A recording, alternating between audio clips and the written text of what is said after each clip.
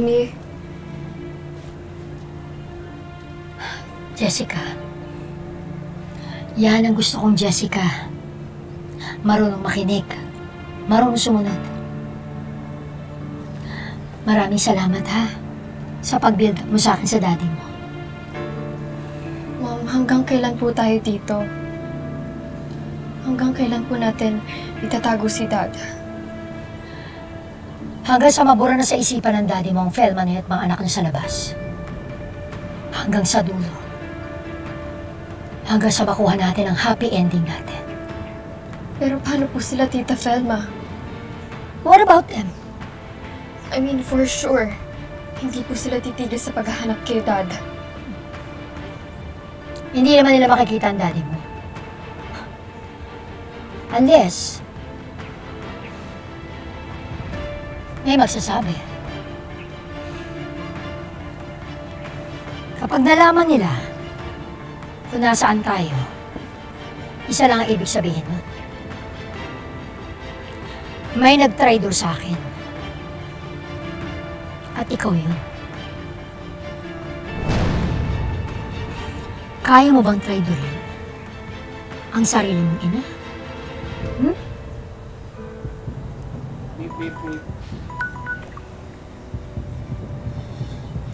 Ano na naman tong forward na link ng ninang Alice mo?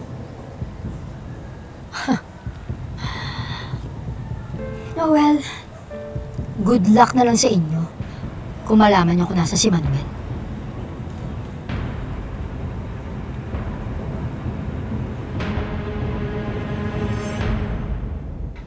Ako na to, ate. Naku, ako na mag-aasikaso ngayon mamaya. Alin na kayo, dali. Mas surpresa ako sa inyo. Alam niyo ba? Naku, nagluto ako. Welcome to home, Andrea!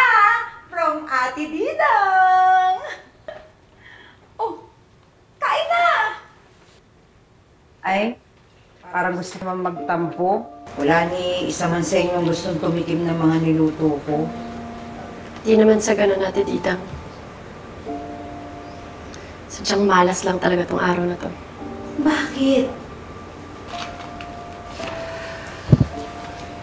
Dinala kasi kami ni Colonel Sarabia sa Manila Traffic Authority Office.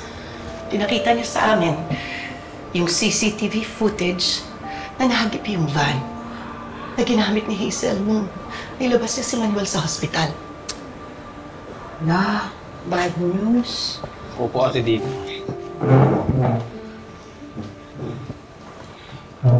Alam mo, kriminal yung kakontsaba ni Hazel eh. Alam niya yung makakaliwalang CCTV eh. Pero mo ha, sa highway galing hospital, doon lang sila nahagip. Tapos pagliko sa kanya, hindi na nakagilap. May kita pa ba natin si tatay? Kamusta na kaya siya?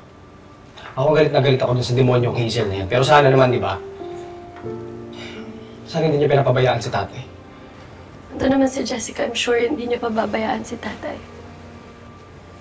Pero yung sitwasyon kasi ni tatay ngayon, paano kung magkaroon siya ng komplikasyon? Hindi. Hindi. Huwag tayong mag-isip ng negative. Lord, please po.